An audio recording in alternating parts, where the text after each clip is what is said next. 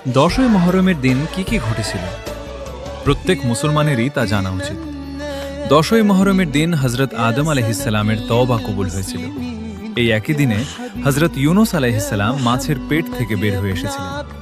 এই দিনে হযরত নূহ আলাইহিসসালামের কিশতি অর্থাৎ নৌকা জুদি পাহাড়ে এসে থেমেছিল।